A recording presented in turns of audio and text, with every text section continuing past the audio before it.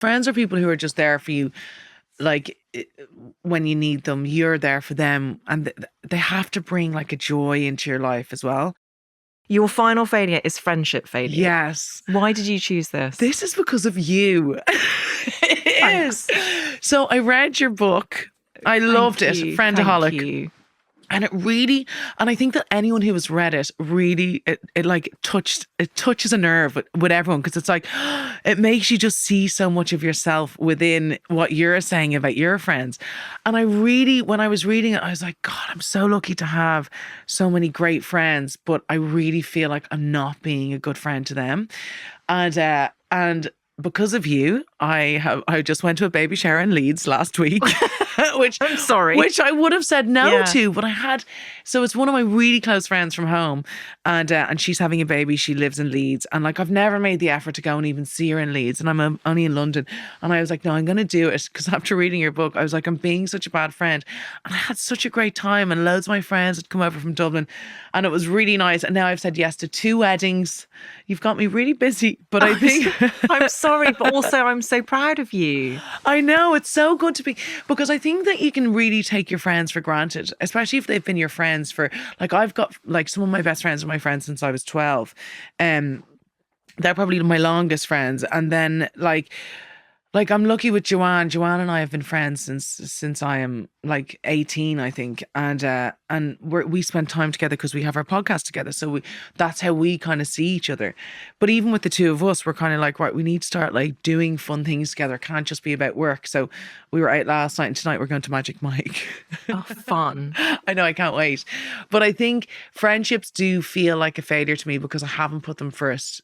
It definitely in the last like 6 years since I've had kids. I think when I had kids, it was family, work, and then friendships like in and around it sometimes. And now I'm trying to just have better friendships and like look after the friends that I have, because they're so important to me. And even like we went on holidays at Easter, and we had like one group of friends the first week and another group of friends the second week, and it was really nice to just get to spend time with people like that.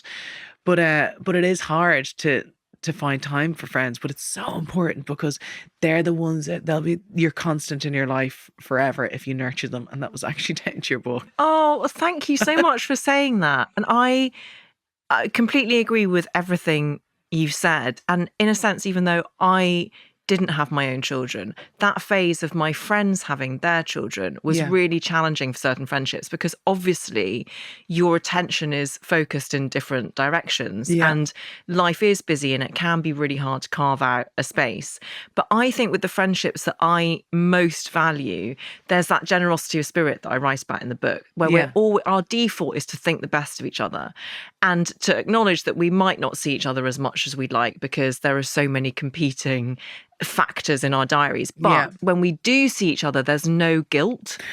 That's the key. Yes. Like, and even with like when I saw the girls from home at the baby shower, like it was just like you just pick it up again, and you don't want to have that guilt, because you do feel guilty about it. But then when I was speaking to them, I was like, oh, so are you guys always hanging out and stuff? And they were like, no, we never see each other, because life gets in the way, and like everyone's really busy. But I think it is important.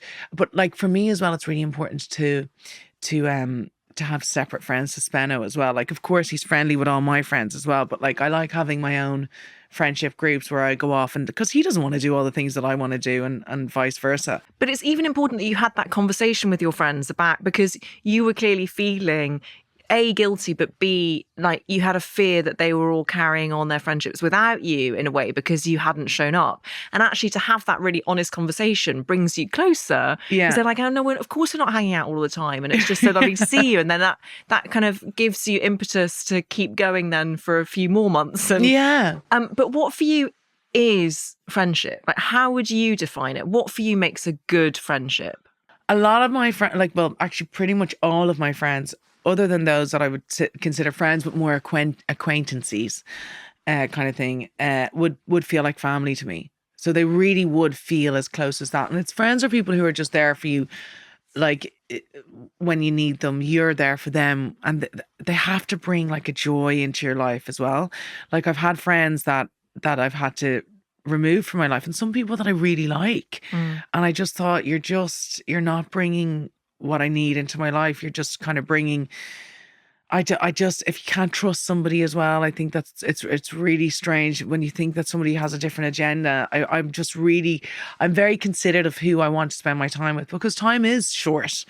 Like, you don't have that much free time, particularly when you're working and stuff like that. And I think it's important to spend it with people who just bring you happiness and add to your happiness. I hope you enjoyed that video. Be sure to check out the full episode of How to Fail wherever you get your podcasts. And also make sure you're following us on social media for all the latest updates.